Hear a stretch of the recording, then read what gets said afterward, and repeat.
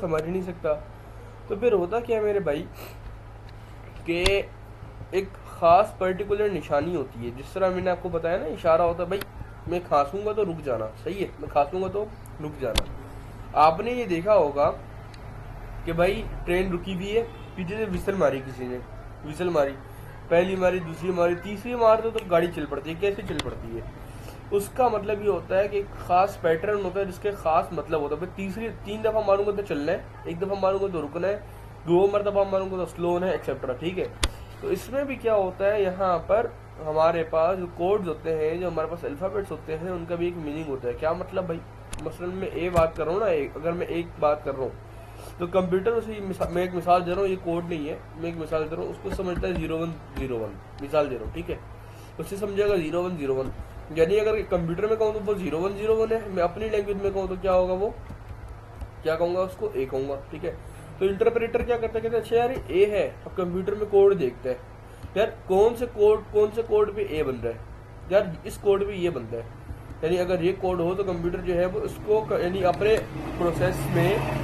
Process में ए की तरह ए को हैंडल करता है। सही है। अगर ये वाला कोड दिया जाए कंप्यूटर को, अब कंप्यूटर को ए तो नहीं पता, कंप्यूटर को तो सिर्फ कोड पता, देखा जाएगा कि कौन से कोड पे कौन से अल्फाबेट डील हो रहे हैं या कौन से अल्फाबेट जो है वो प्रोसेस हो रहे हैं। तो देखा ही रहेगा मेरे भाई कि यार इस कोड पर ए प्रोसेस हो रहा है।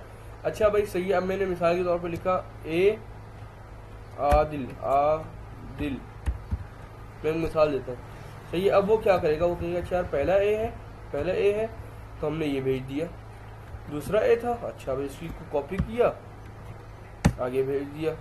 अच्छा डी है, डी का मिसाल के तौर पर हमारे पास है 101010, ठीक है, ये है, अच्छा भाई ये है, सही है। फिर आई है, इसका मतलब है 0110, सही है। फिर एल है, इसका मतलब है 00001, सही। इस तरह से कोड बन गया। अब ये कोड आपको तो समझ नहीं आ रहा, लेकिन कंप्यूटर को क्या होगा, कंप्यूटर इसको ब्रेक करेगा। कंप्यूटर को अच्छा यार यहाँ तक इसका मतलब है एक पूरा कोड बन गया, रोक तोड़ दो इसको। अब ये बजाय तो पूरा एक ही कोड बना हुआ है ना भाई, लेकिन कंप्यूटर क्या करेगा, उसको यहाँ से जब रीड करना स्टार्ट करेगा वो देखेगा अच्छा यहाँ पर एक कोड खत्म हो रहा है मेरी मेमोरी में कोड यहाँ पर खत्म हो रहा है। जिस तरह मिसाल की तरफ मैंने आपको क्या बोला, टीचर ने कहा मैं 3 दफ़ा मैं खांसूंगा तो तुमने रुक जाना है। तुम पहली मरतबा खांसा तुम स्लो हो गए, सही है। दूसरी मरतबा खांसा तुम बिल्कुल एंड पर चले गए, तीसरी मरतबा खांसा तुमने रोक दिया, सही। तो ये भी क्या करता है यहाँ पर पूरा, अब उसने कितने मरतबा कहा था, 3 मरतबा, लेकिन तुमने अपने जो उसने खांसे उसने जो सिग्नल दी तुमने उसको डिस्टिंग्विश किया, तुमने उसको क्या किया, डिस्टिंग्विश। इसको यूं आसानी से समझ लो, आप प्लेन में जाते हो, सही, जहाज में सफर करने जाते हो, तो क्या होता है, बहुत सारी सीटें होती हैं। अब सारी सीटें सेम है, सारी सीटें क्या होती है, एक जैसी होती हैं, लेकिन जहां आपका नंबर आता है, जहां आपका बैठने का नंबर आता है, वही रुक जाते हो। क्यों रुक जाते हो, हालांकि सारी सीटें सेम है? बिकॉज आपको पता था यार यहाँ तक एक अलग हिस्सा है, यहाँ तक एक अलग हिस्सा है, यहाँ तक एक अलग हिस्सा है, सही है।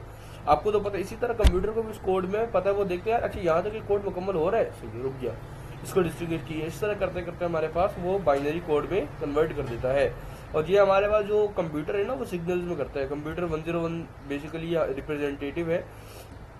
ये जो हमारे पास 0 है, ये ऑफ का अलामत है, ये 1 है, ये ऑन की अलामत है, यानी ऑन ऑफ ऑन ऑफ। जिस तरह हमारे पास लाइट को नहीं है ऑन ऑफ होती है, इस तरह से सिग्नल जाते हैं हमारे पास। तो बहरहाल ये बहुत लंबी, बहुत ज़्यादा डीप किस्म की नॉलेज है, मैं आपको शॉर्ट में बता रहा हूँ। तो अच्छा जी, अब बात ये है कि ये जो कन्वर्ट करता है ना, ये एक मशीन करती है, सही है, एक मशीन बाबा करता है। लेकिन इसमें मसला ये है कि ये भी दो तरीके से करता है। एक होता है हमारे पास इंटरप्रेटर, एक होता है हमारे पास क्या, इंटरप्रेटर, दूसरा हमारे पास होता है कंपाइलर। अब समझते हैं यार ये कंपाइलर क्या होता है। कंपाइलर स्पेलिंग अगर गलत हो रहा है तो उसके लिए माजरत पहले से कर रहा हूँ भाई, सही है भाई। कंपाइलर, अब ये कंपाइलर क्या होता है, देखो मिसाल के तौर पे मैं एक मिसाल देता हूँ मैं एक मिसाल दे रहा हूँ। आपने अगर स्कूल में कभी रीडिंग की हो ना, सर मिस ने कहा यार ये इंग्लिश का पैराग्राफ है, इसको रीड करो, इसको ट्रांसलेट करो, इसको क्या करो आप, ट्रांसलेट करो। या आपने कभी टीचर से कहा यार कि मिस या सर आप काइंडली ये जो पैराग्राफ है इसको आप क्या कर दें, ट्रांसलेट कर दें। तो सर क्या करते हैं, दो तरीके से काम करते हैं। सर जो है वो उसको ट्रांसलेट करते हैं ना उर्दू के अंदर, ये जिस लैंग्वेज में भी आपने कहा हो, वो दो तरीके से करते हैं। पहला तरीका ये होता है